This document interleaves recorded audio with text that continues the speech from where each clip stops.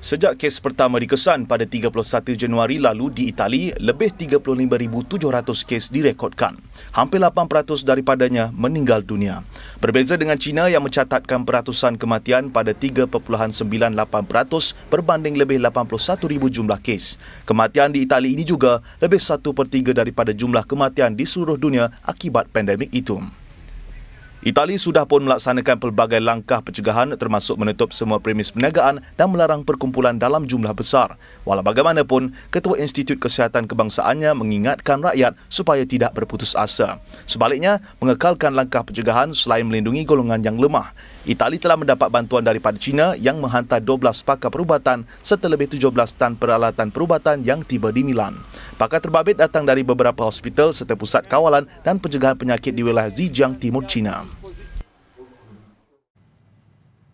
Ironinya, di pusat virus ini bermula China. Setelah kira-kira 3 bulan, hari ini buat kali pertama tiada kes domestik baru dilaporkan. Ia berikutan langkah sekatan pergerakan ketat yang diambil oleh kerajaan Republik itu yang juga disusuli pematuhan oleh rakyat.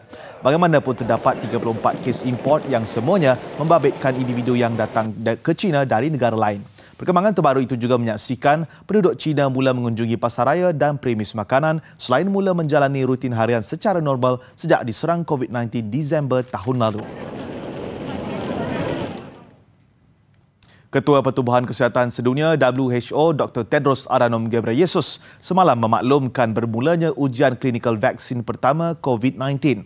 Bagaimanapun beliau tidak mendedahkan lokasi ujian klinikal itu dijalankan. Ujian itu bermula 60 hari selepas virus itu dikongsi oleh China. Pegawai kesihatan mengatakan tempoh sekurang-kurangnya 12 hingga 18 bulan diperlukan sebelum vaksin itu dapat digunakan. Tedros menyeru penyelidik di seluruh dunia mengganding bahu untuk membuat penilaian terhadap eksperimen terapeutik. Sehubungan itu, WHO dan rakannya menganjurkan satu kajian bersama dengan beberapa negara antaranya Argentina, Bahrain, Kanada, Perancis, Iran, Norway, Afrika Selatan, Spanyol, Switzerland dan Thailand.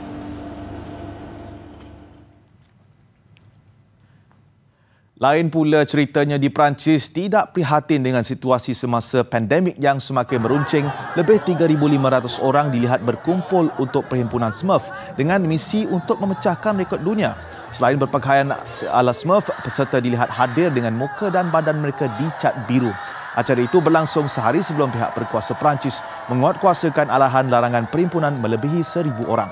Setakat jam 8 tadi, 264 orang maut di Perancis akibat COVID-19, manakala 9,134 lagi disahkan positif.